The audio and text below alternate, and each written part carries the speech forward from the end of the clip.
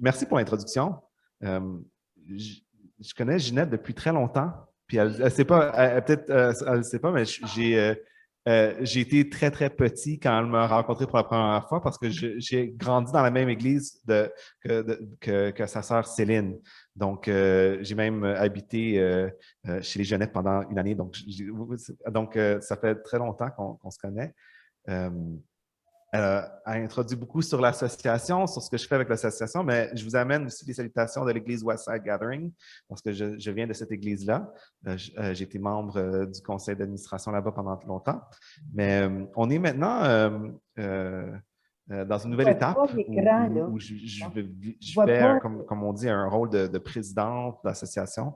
Je me trouve autant que c'est le fun d'avoir de la relève, je me trouve un peu jeune pour l'expérience, mais peut-être je suis moins jeune qu'avant. Mais par contre, il y a toujours des moments où je me dis, OK, peut-être que non, je suis encore beaucoup trop jeune pour ça. Puis ce matin, c'en était un. Euh, je vais commencer ma prédication d'une façon vraiment inattendue que même moi, je ne prévoyais pas commencer de même. Je ne sais pas si vous connaissez c'est quoi des Pokémon. Je vois pas, Oui, il y moi. en a qui savent c'est quoi. Je vois pas. Je Les vois pas. grands-parents, c'est vrai, je sais que c'est grands-parents. Ma fille est obsédée par ça. J'ai l'application Pokémon sur mon téléphone ici. Alors, je m'attendais que ça prenne beaucoup plus de temps pour me rendre ce matin. J'ai quitté à 8h moins quart. Je suis arrivé ici à 8h30. Donc, j'ai pris le temps de voir la ville un peu, de circuler à Saint-Jérôme. Saviez-vous que Saint-Jérôme, c'est un centre de Pokémon extraordinaire? Je vous apprends ça, là. J'ai visité plusieurs endroits, là, mais je n'ai jamais vu autant de Pokémon et aucun d'autre place qu'à Saint-Jérôme. Peut-être que vous ne savez pas ça de votre voisinage. Vous avez des personnes obsédées par Pokémon dans votre coin. C'est extraordinaire. Je ne m'y attendais pas. Alors, on apprend des choses à tous les jours, surtout même sur notre projet. Oui? Je vois En rien. ce moment, oui. Oui, il y en avait un derrière toi d'ailleurs, mais je ne vais pas Je vois prendre pas le temps de l'écran. l'attraper parce On que je voit pas voulais. la personne qui Pour l'écran. ceux qui ne savent pas c'est quoi, c'est des petits créatures imaginaires que le téléphone va ajouter en réalité virtuelle à l'endroit où tu te promènes, puis tu peux les attraper, puis les entraîner, puis les collectionner. Puis ma fille adore ça. Donc, elle passe du temps à jouer. On va prendre des longues marches ensemble, puis on attrape des Pokémon en circulant. Un peu. Oui, alors, laisse-moi me présenter un peu. Alors, Nathan Watley, je suis le fils de l'autre que vous avez rencontré et qui travaille avec vous depuis un peu. J'ai trois enfants. Ils ont 11 ans, 10 ans, ben, et en fait, bientôt 10 ans et 8 ans. On est dans la région de Vaudreuil. Alors, on va à l'église anglophone de l'ouest de l'île de Montréal. C'est la plus proche de notre association. Puis, ça fait presque 10 ans qu'on est là. Et euh, même, je pourrais dire d'autres choses sur moi aussi. Je suis enseignant de formation, donc je travaille dans les écoles. J'enseigne la 6e année. Et pour moi, être en avant puis parler, c'est un peu mon quotidien, là. C'est ce que je fais. Vous me donnez l'opportunité de venir faire ce que je fais à tous les jours quand on n'est pas en vacances comme en ce moment. Et j'adore enseigner, c'est ce que j'aime faire beaucoup. Euh, je pourrais parler de mes passe-temps. Je fais, à part du Pokémon, je fais quelques sports avec mes enfants. Je joue à la balle molle je suis un entraîneur cette année. Puis, je pourrais continuer avec mes passe-temps, mes intérêts, mais en même temps, même si je passais le reste de mon temps à vous parler de moi-même, j'ai l'impression que vous n'auriez quand même pas une bonne idée de qui je suis. C'est difficile d'apprendre à connaître quelqu'un. Hein? C'est pas facile. On peut même parler longtemps avec quelqu'un. Juste la semaine passée, j'ai invité mes deux autres entraîneurs à la balle molle chez moi pour apprendre à les connaître un peu. On a mangé des hot dogs, puis on a discuté, puis on a parlé de plein de choses. On a parlé de ma formation, on a parlé de comment on a rencontré notre conjointe, de nos enfants, de l'école. On a parlé de plein de choses, mais même après une soirée au complet, j'avais l'impression de mieux les connaître, mais je ne pourrais pas vous dire, ah, maintenant, je les connais super bien. Ça prend du temps à apprendre à connaître quelqu'un. Ce n'est pas quelque chose qui vient comme rapidement. Non plus, même apprendre à se connaître soi-même, ça prend du temps. j'ai l'impression qu'il y a des personnes qui ont découvert dans les 2 dernières années qu'ils sont peut-être différents qu'ils pensaient. La pandémie a fait sortir des faiblesses ou des forces ou des attitudes qu'au début, on ne savait pas existaient. C'est comme tout à coup, maintenant, je me connais un peu mieux. J'ai découvert que quand je vis une pandémie, je réagis de cette façon-là. Ou je découvre des anxiétés ou des inquiétudes ou je découvre des forces surprenantes ou une résilience, un courage. Alors, on apprend à se connaître, on apprend à connaître notre identité à fur et à mesure que ça se développe. Et à fur et à mesure qu'on développe notre identité, on découvre aussi plein de choses sur nous-mêmes. Mais une chose qu'on apprend dans notre cheminement spirituel, c'est notre identité en Jésus. Et qu'est-ce que ça veut dire pour nous? Et je pense qu'on peut trouver en Jésus des fondements de qui nous sommes vraiment, qui pourraient nous aider justement à aller de l'avant et vivre une vie spirituelle plus pleine et plus complète. Et c'était étrange la semaine passée quand je parlais avec mes voisins qui sont aussi dans mon équipe de Balmol, où les filles s'entraînent avec mes filles. À un certain point, j'ai commencé à parler de ma foi, de mon implication auprès de l'association et dans mon église. Et pour eux, c'était comme quelque chose d'étrange, mais en même temps, pas mauvais. Ils n'étaient pas comme agressifs ou contre. C'était comme, ah oui, c'est intéressant. Mais j'ai vu à un certain point que mon identité spirituelle, de qu'est-ce que Jésus a fait en moi, a pu faire un peu surface. Et c'était vraiment agréable. Mais je ne sais pas non plus si j'ai réussi à communiquer vraiment encore. Et je ne pense même pas que dans une soirée, on peut arriver à communiquer vraiment c'est quoi une identité en Jésus. Alors, c'est ça ce que je vais faire ce matin. Ça va être un peu de nous rafraîchir la mémoire et nous montrer c'est quoi une identité en Jésus. C'est quoi, qui sommes-nous en Jésus? Et pour ce faire, je vais prendre, et là, Jeanette a été très généreuse, elle m'a invité, mais elle ne m'a pas dit quel passage enseigner ou qu'est-ce que vous étiez en train de voir ensemble. Donc, j'ai pris vraiment mon passage préféré. Donc, j'ai pris mon passage préféré de la Bible dans Éphésiens 2, et c'est ce que je vais lire avec vous et que je vais vous présenter. Et dans tout ça, je veux comme mettre une base solide de c'est quoi notre fondation, qui sommes-nous en Jésus. Et c'est ça qu'on va faire. Ça vous va? OK, excellent. Alors voici Éphésiens 2. Si vous avez votre Bible, je vous laisse le temps de trouver le passage, si vous voulez. C'est Éphésiens 2. On va lire le verset 1 à 10. Et je vais le faire peut-être un peu différemment que vous êtes habitués. Je vais faire comme quelques versets à la fois.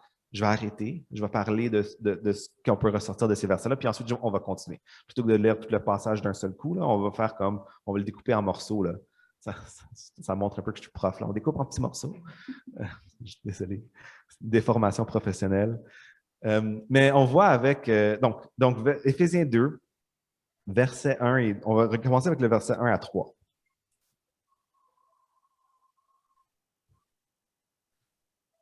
Alors, ça provient une des lettres que Paul a écrit aux églises. Alors, il a écrit une lettre à l'église d'Éphèse. Et dans cette lettre, il voulait montrer aux gens, justement, qui nous étions en Jésus. Puis, alors, il a commencé avec ça. Est-ce qu'on l'a trouvé? C'est bon? OK. Alors, Éphésiens 2, ça dit, vous étiez morts par vos offenses et par vos péchés, dans lesquels vous marchiez autrefois, selon le train de ce monde, selon le prince de la puissance de l'air, de l'esprit, qui agit maintenant dans les fils de la rébellion. Nous tous aussi, nous étions de leur nombre, et nous vivions autrefois selon les convoitises de notre chair, accomplissant les volontés de la chair et de nos pensées, et nous étions par nature des enfants de colère comme les autres. Alors, Paul commence avec cette idée de qui nous étions. Alors, en Jésus, nous sommes des personnes transformées. On n'est plus ces personnes-là, mais on a un avant Jésus. Même ceux qui ont grandi dans l'Église ont une expérience de c'était quoi avant Jésus. Et même ceux qui sont dans l'Église pendant longtemps, parfois, on agit encore comme quand on était avant de rencontrer Jésus. La description que Paul utilise, il dit dans le verset 1 que vous étiez morts par vos offenses et vos Oui, péchés. La vie j'entends spirituelle pas, il y a n'existe pas à l'extérieur de ce que Jésus là, fait dans nous. On marchait selon le train de ce monde, influencé continuellement par nos propres volontés, oui, nos propres pensées, oui, les volontés de la oui, chair. je vois pas le On pasteur, parle ici, on c'est décrit comme ici s'il une y vie qui est avait centrée un sur nos étampe sur désirs lui, personnels une et image ça ne nous empêche pas de faire des bonnes choses, mais souvent on oui, fait des bonnes choses oui, pour ça, je le le vois bien que pas. ça nous rapporte personnellement. C'est comme si tout à coup, 10, toute notre vie est 10, centrée sur nous. meeting Euh, is Même si jamais vous connaissez, vous avez déjà vu un enfant de 2 ou 3 ans là, qui justement, des grands-parents ici dans la salle, vous savez c'est quoi égoïste. Vous savez c'est quoi, c'est le temps d'aller, de partir. Ah oui, mais la grosse crise qui éclate parce qu'ils ne veulent pas partir, ils veulent que ça continue plus tard, ils ne réalisent pas qu'on travaille le lendemain, c'est le temps de se coucher. Ou, il y a toujours la crise de ben, moi, mon nombril, moi. Et même si on essaie ou on fait semblant parfois d'être plus mature, à l'extérieur de Jésus, souvent ce passé égoïste existe encore dans nous. On essaie bien de le cacher, mais elle existe. On parle du train de ce monde qui va dans ce sens-là. Je ne sais pas si vous le réalisez, mais chaque fois que je regarde la télévision ou que je mange mon dîner dans la salle des profs ou que je discute avec des personnes qui ne connaissent pas Jésus, la chose la plus importante dans la vie pour eux, ben, c'est d'être heureux. Et on l'entend souvent, là. Tu as fait une bonne chose t'as fait une bonne chose de commencer ça, là, ça va te rendre heureux, ça. Ou j'espère que tu vas être heureux dans ton nouveau travail. Ou tu as fait une bonne chose de la laisser, tu n'étais vraiment pas heureux dans cette situation-là. Ce désir d'être heureux, ce désir de faire ce qui te fait le bien pour toi, c'est un peu le Dieu de ce monde dans lequel nous vivons. Chez les Québécois, c'est hyper important. On fait ce qu'on veut pour être heureux. C'est ça le plus important, le numéro 1. Mais autant qu'on veut être heureux, on n'y arrive pas vraiment sans Jésus. Et on voit ce genre de rébellion vers un Dieu qui nous offre justement la joie, puis nous offre une vie heureuse et pleine. Mais cette vie heureuse et pleine vient avec le sacrifice, vient avec la souffrance, vient avec justement une soumission à Jésus que les gens ne sont pas prêts à faire. Et c'est cette rébellion-là qui nous sépare de Dieu et que Paul décrit comme la mort spirituelle. Une incapacité de suivre de faire ce qu'on veut, de faire ce que Dieu veut pour qu'on fasse, justement. Et c'était tout à fait normal pour ces personnes-là qui ne connaissaient pas justement Jésus de vivre de cette façon-là parce qu'ils n'ont pas d'autre exemple. Ils ne connaissent pas Jésus. Ils ne savent pas justement que Dieu offre plus que ça. Alors, on voit ce que Dieu fait dans le verset 4 jusqu'au verset 9. Ça dit, mais Dieu, qui est riche en miséricorde, à cause du grand amour dont il nous a aimés, nous qui étions morts par nos offenses, nous a rendus à la vie avec Christ. C'est par la grâce que vous êtes sauvés. Il nous a ressuscités ensemble. Il nous a fait asseoir ensemble dans les lieux célestes en Jésus-Christ, afin de montrer dans les siècles à venir l'infinie richesse de sa grâce par sa bonté envers nous en Jésus-Christ. Car c'est par la grâce que vous êtes sauvés, par le moyen de la foi. Et cela ne vient pas de vous, c'est le don de Dieu. Ce n'est point par les œuvres, afin que personne ne se glorifie.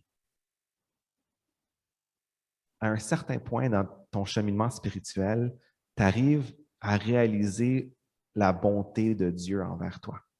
Tu arrives à découvrir justement ce que Jésus a fait pour toi, sa vie parfaite, vécu sur terre, son sacrifice sur la croix, qui a pris la condamnation de notre péché, qui nous a amené le pardon, la justice de Jésus, qui remplace notre péché pour justement en faire de nous des personnes sauvées, des personnes, comme on chantait tantôt, là, des personnes qui sont affranchies de la pénalité. Et justement, c'est ça, ce changement d'identité-là qui arrive quand on apprend à connaître Jésus. Pour moi, c'était quand j'étais adolescent. J'étais convaincu que ma vie dans le futur, ça allait être créateur de jeux vidéo, puis que j'allais faire de ma vie, plus que créateur, je ne voulais pas apprendre toutes les mathématiques et l'informatique parce que c'était trop lourd. J'allais écrire les histoires pour les jeux vidéo. Je n'allais même pas comme, avoir le temps de la programmation. Tout ce qui était complexe, les mathématiques, ça m'intéressait moins. Donc, j'allais juste m'asseoir puis écrire des choses sur des livres puis les donner. Puis eux, ils allaient faire les jeux vidéo pour moi. J'allais concevoir. J'avais toute cette idée-là dans ma tête et j'avais justement des amis autour de moi. Puis j'adorais aller à l'église parce que c'était l'endroit parfait pour avoir de l'attention. J'ai été même mise à la porte de l'école du dimanche parce que j'étais comme turbulent. Puis je connaissais déjà toutes les réponses. Donc, pourquoi est-ce que j'écouterais? Mon père est pasteur après tout, là, je connais les réponses. Puis, j'étais justement pas un enfant idéal et pas un adolescent vraiment motivé, mais je voyais que j'avais un plan pour le futur et j'avais ma vie spirituelle, mon temps à l'Église faisait partie de ce plan-là. Mais c'est en apprenant à connaître Jésus que j'ai réalisé que non, je ne pouvais pas simplement avoir mon plan et inclure Jésus dans mon plan. Quand on accepte que Dieu soit notre sauveur, que Jésus règne dans notre vie, il faut mettre lui en charge et suivre son plan à la place d'avoir ton plan puis l'inclure à côté. L'entente est différente. Tu ne peux pas comme inclure un petit peu de Jésus dans ta vie, là. C'était comme non, c'était tout ou rien. Et c'est seulement en découvrant justement l'infinie richesse de sa grâce et de sa bonté qu'on est capable de prendre cette décision-là puis de dire finalement, OK, Dieu, j'y vais, je me donne à fond, je te donne tout, genre, je retiens rien, j'y vais et prends ma vie au complet. Et quand ça arrive, on parle justement d'un changement d'identité. On arrête d'être la personne centrée sur c'est la personne qu'on était avant dans le vent de ce monde, centrée sur nos propres désirs, et on commence à être justement cette personne transformée, cette personne changée. À cause du grand amour dont il nous a aimés, on est ressuscité avec Jésus. On devient des personnes nouveaux, des personnes transformées. Et c'est l'Esprit Saint qui apporte cette transformation-là. Et le passage qu'on voit dans Éphésiens ne nous montre pas exactement comment ça fonctionne, mais j'ai trouvé un autre passage dans Romains qui montre un peu différemment c'est quoi ce changement-là, comment on est changé, c'est quoi notre identité différente. Ça dit, Romains 8, versets 10 à 11. Ouais, vas-y. Or, si Christ est en vous, votre corps reste mortel à cause du péché. Donc, peut-être comme physiquement, tu ne sens pas vraiment le changement différent immédiatement. Mais l'Esprit est source de vie. Donc, l'Esprit Saint qui est en nous, parce que vous avez été déclarés justes. Donc, déjà, on est pardonné par Jésus, par justement son sacrifice sur la croix. Et là, verset 11, « Et si l'Esprit de celui qui a ressuscité Jésus habite en vous, celui qui a ressuscité Christ rendra aussi la vie à votre corps mortel. » Donc, notre mort spirituelle est remplacée par une vie spirituelle qui vient du Saint-Esprit qui habite en nous. Puis c'est le même Saint-Esprit qui a ressuscité Jésus des morts. Ça, je trouve ça assez impressionnant. Pas n'importe quel esprit, c'est pas comme l'Esprit Saint à côté. C'est celui qui a amené une personne morte à la vie qui habite maintenant en toi. Et qu'est-ce que ça nous amène? Alors, par son esprit qui habite en nous, on a de la vie dans notre corps mortel, mais ça nous apporte des nouveaux désirs. On commence à vouloir vivre pour Jésus et pas juste pour nous-mêmes. On commence à vouloir cette nouvelle vie que Dieu nous apporte. Et on commence à apprendre en Jésus la beauté de c'est quoi une vie sacrifiée. On voit son exemple, on voit justement que ça ressemble à quoi cette vie différente. Et on apprend aussi là, que ce n'est pas juste par obligation, comme on a vu dans le verset dans Éphésiens qu'on a vu tantôt, ce n'était pas par les œuvres qu'on a été sauvés, mais par la foi. Que c'est justement, ce n'est pas par une série d'obligations, d'œuvres qu'on est obligé à faire, quand tout à coup, on est sauvé. Non, c'est par l'œuvre de Jésus et ce n'est pas par les œuvres qu'on fait ou le travail qu'on fait. Et cet esprit qui habite en nous agit en nous d'une façon différente que l'esprit de ce monde. L'esprit de ce monde nous disait, ben, OK, sois heureux, là. Fais des choses pour te faire plaisir. Comme, l'important, c'est d'être heureux. L'important, c'est de faire ce qui est bon pour toi. Mais l'esprit de Dieu qui habite en nous, c'est comme si tu as comme changé d'entraîneur. Tu as ton propre Dominique Ducharme interne qui t'encourage justement à vivre une vie pour Jésus. Une vie, le Saint-Esprit ne va jamais te forcer à vivre différemment, mais va t'encourager vers des nouvelles pratiques, des nouvelles habitudes, des nouvelles, un nouveau train de vie qui est différent de celui de ce monde. Et cette nouvelle identité vient par la transformation et l'œuvre de Jésus, et ce n'est pas toi qui peux le faire. Et le résultat final, c'est ce qu'on voit dans le verset 10 de Éphésiens 2:10. Puis ça, c'est mon verset préféré de tous les temps. C'est celle que j'avais écrit dans ma Bible au tout début, là, quand j'avais mon Bible d'adolescent, je l'ai écrit. Quand j'étais au collège biblique, c'est le verset que j'avais écrit une des premières prédications que j'ai données, c'était sur celui-là. Et j'avais hésité longtemps pour justement faire ma prédication au complet juste sur ce verset-là. Mais Éphésiens 2:10, je l'introduis avec beaucoup d'enthousiasme. Mais voilà, c'est ici, car nous sommes, Éphésiens 2:10, car nous sommes son ouvrage. C'est le prochain, c'est pas ça. Voilà, il est là. Okay. Car nous sommes son ouvrage, ayant été créés en Jésus-Christ pour de bonnes œuvres que Dieu a préparées d'avance afin que nous les pratiquions. Après, on avait un avant Jésus, on a rencontré Jésus, il nous a transformés, il nous a donné une nouvelle identité avec le Saint-Esprit qu'il nous donne. Et le résultat final, c'est ça. Nous sommes son ouvrage, ayant été créés en Jésus-Christ pour des bonnes œuvres que Dieu a préparées d'avance afin que nous les pratiquions. Mais, puis la prochaine diapositive, je pense qu'elle est vraiment importante aussi. Ça dit, le mot ouvrage n'est pas assez fort pour exprimer justement qu'est-ce que Dieu a fait en nous. Le mot ouvrage, en grec, c'est poéma. Et est-ce que ça vous dit quelque chose, ce mot-là? On prend un mot français qui sort de ce mot-là, un mot que nous, on n'a peut-être pas réalisé vient du grec, mais le mot poème, nous sommes son poème. Nous sommes son œuvre d'art, son chef-d'œuvre.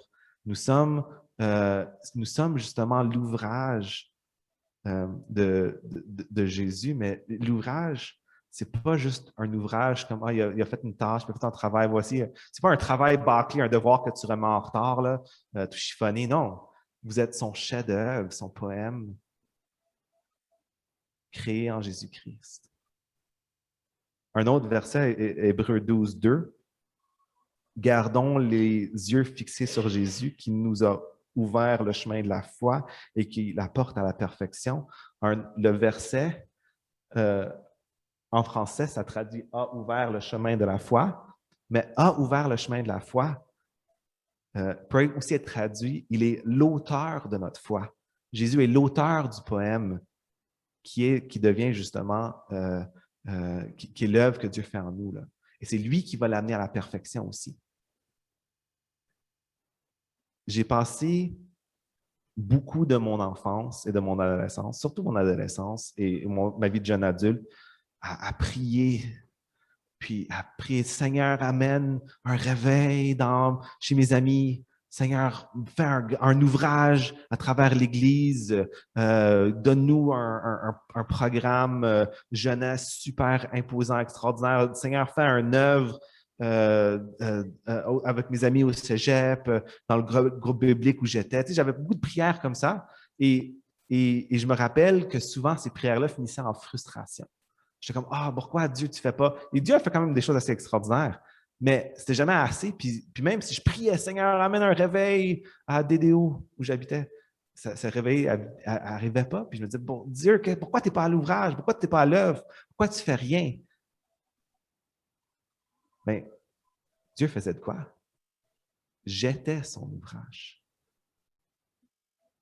Et souvent, on est tellement concentré sur ce que ce qu'on voudrait que Dieu fasse dans notre Église, dans notre milieu, dans notre famille, avec nos enfants, avec nos petits-enfants, avec nos sœurs, nos frères, nos oncles, nos tantes, avec nos amis,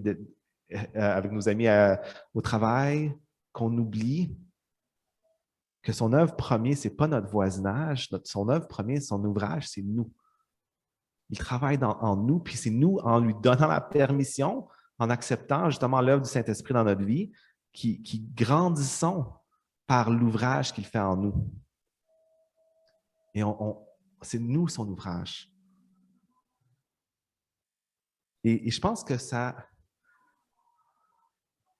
devrait rassurer un peu le fait que c'est lui qui est à l'œuvre. Et surtout ce que ça disait dans le verset 12:2, là, c'est lui qui va le porter à la perfection aussi.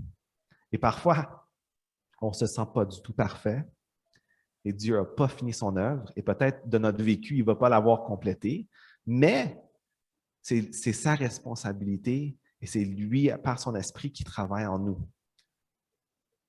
C'est la seule vraie façon de vraiment grandir dans sa foi, c'est avec Jésus qui œuvre dans nous. Alors, on a juste à s'asseoir, puis se tourner les pouces et attendre qu'il fasse tout le travail. C'est ça. Non, c'est pas vrai. Il y a un autre, la deuxième moitié du verset est encore là.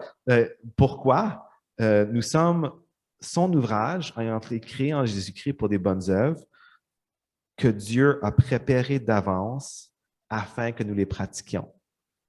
Donc, Dieu nous a préparés pour faire des bonnes œuvres. Maintenant, le mot œuvre, ce n'est pas le même mot qu'ouvrage. Ici, c'est le même mot qu'on a plutôt dans le passage où ça dit c'est pas par les œuvres que vous êtes sauvés. Donc, ici, là, Dieu n'attend pas de nous les poèmes. On n'est pas responsable, selon ce que Paul dit ici, on n'est pas responsable d'amener les personnes, de les transformer, puis de rendre les personnes nouvelles, puis de faire en sorte qu'ils deviennent justement des chefs-d'œuvre de Dieu. La croissance de Jésus, la croissance que Jésus veut en nous, c'est pas notre responsabilité. C'est Dieu qui fait l'ouvrage, c'est Dieu qui fait nous sommes son ouvrage, poéma, le mot hyper puissant de chef-d'œuvre, le mot artistique qu'on entend. Mais ce que nous, on a besoin de faire, ce que Dieu prépare pour nous d'avance, c'est des bonnes œuvres, mais c'est un mot moins intense, c'est un mot comme des tâches, des travaux. Donc, Dieu a des choses qu'on veut, qu'il prépare d'avance pour nous pour qu'on les fasse, mais le grand changement qu'on voudrait voir dans la vie de nos voisins, dans la vie de notre famille, ce n'est pas notre responsabilité, c'est Dieu qui fait ce travail-là. Et on peut lui faire confiance. Il est en train de préparer le chemin, mais ce n'est pas notre job de sauver les autres. C'est lui, seulement lui qui donne ce salut-là.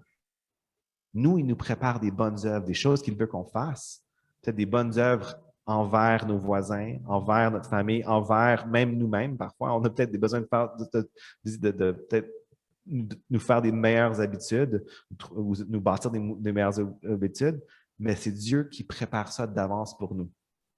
Puis, je ne sais pas si vous êtes pareil que moi, mais l'idée que Dieu les prépare d'avance, là, ça me libère d'un fardeau énorme. Parce que souvent, là, je ne sais pas si vous êtes comme moi, là, vous arrivez à la maison et vous avez travaillé durant la journée, là, puis là, c'est le temps de faire à souper, là. Puis tu sais même pas ce que tu veux faire, parce que tu regardes dans le frigo, puis il n'y a rien qui t'intéresse. Puis là, tu as, justement t'as les restes d'hier, mais ça ne te tente pas de les manger non plus. Puis, tu as justement la cuisine aussi à nettoyer parce que les enfants, ils sont rentrés du dîner, là, puis ils ont tout laissé sur le comptoir, puis ils n'ont rien lavé. Là, ça ne te tente pas, là. Ce serait donc bien le fun d'avoir quelque chose de préparé d'avance, comme un good food ou quelque chose, un take-out. Quelque chose que tu peux emporter d'un magasin, on appelle le Saint-Hubert, là, quelque chose de préparé d'avance. On trouve peut-être ça lourd, la vie spirituelle, parfois. On trouve ça peut-être lourd, suivre Jésus. Puis on a le même sentiment envers l'Église, envers ce qu'on a besoin de faire pour Jésus, là. On a le même sentiment là qu'on aurait, disons, avec qu'on aurait justement avec notre c'est ça, je ne sais pas, excuse, me déstabiliser un peu. C'est correct. Alors, à la prochaine. Alors, on a ce même sentiment de ce fardeau qu'on vit à travers notre cuisine. On la vit dans notre vie spirituelle, puis on aimerait donc bien que ça soit préparé d'avance. Mais c'est ça la bonne nouvelle. Dieu prépare les bonnes œuvres d'avance. Et si on croit vraiment que Dieu prépare les œuvres, les bonnes choses qu'il veut qu'on fasse, il les prépare d'avance, ben nous, notre réponse, c'est simplement d'être attentif, puis d'être à l'écoute, puis d'être obéissant quand les opportunités se présentent. Ça pourrait être, je ne sais pas, tondre la pelouse de notre voisin qui est parti en vacances, ou peut-être, je ne sais pas, donner une cause que Dieu met sur ton cœur, ou à inviter ton voisin à venir manger un barbecue, quelque chose. Les bonnes œuvres que Dieu est en train de préparer d'avance, il va te les révéler. Et tant qu'il et ça te donne justement cette liberté de simplement réagir puis de répondre à ce que Dieu te présente. J'adore justement j'adore, c'est un mot trop fort, là. J'aime beaucoup votre devise de votre Église, ensemble à la découverte de Jésus-Christ et de son projet pour le monde. Cette posture-là est vivante, puis elle montre justement comment on pourrait vivre une vie à la découverte de ce que Dieu est en train de faire.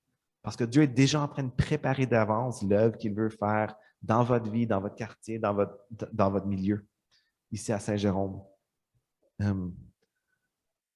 Alors, moi, je trouve que c'est encourageant. Et j'aimerais juste simplement finir avec la grande question, puis ça, c'est le dernier diapositive. Qu'est-ce que Dieu prépare pour vous? Et je vais finir avec 5 mini-applications rapides.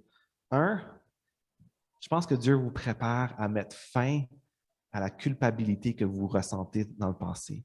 On est pardonné par Jésus. Notre passé, là, on a commencé à discuter de comment on était mort, mort spirituellement et Jésus nous a amenés à la vie. Là. Je pense que peut-être c'était juste ça que vous avez besoin d'entendre ce matin. Certains d'entre vous, vous vivez dans une culpabilité à propos de votre passé qui doit être mis de côté parce qu'il n'y a plus de culpabilité ou de condamnation en Jésus. Vous êtes nouveau, votre identité a changé. Vous êtes pardonné par Jésus. On doit accepter ça et prendre et justement de prendre ce pas, de faire confiance à Jésus. Jésus, je suis pardonné et accepté, Seigneur. Puis ensuite, peut-être la prochaine étape, la deuxième application, peut-être que Dieu vous prépare en ce moment en plus d'accepter ce pardon-là, mais de vraiment donner votre vie à Jésus. Vous étiez comme moi, vous avez votre partie spirituelle de votre vie qui est comme une partie de votre vie. Vous avez comme votre vie déjà toute planifiée. Puis là, il y a le dimanche matin où j'ai ajouté l'Église que je mets juste là et j'attache. Non, c'est plus que ça. Jésus est peut-être en train de te demander encore une fois, parce qu'on a besoin de se le rappeler souvent, Seigneur, je te donne toute ma vie, pas juste une partie. Qu'est-ce que tu veux faire avec? Je suis prêt à tout te donner. Peut-être Troisième possibilité, peut-être que Dieu est en train de vous préparer pour ses bonnes œuvres en ce moment.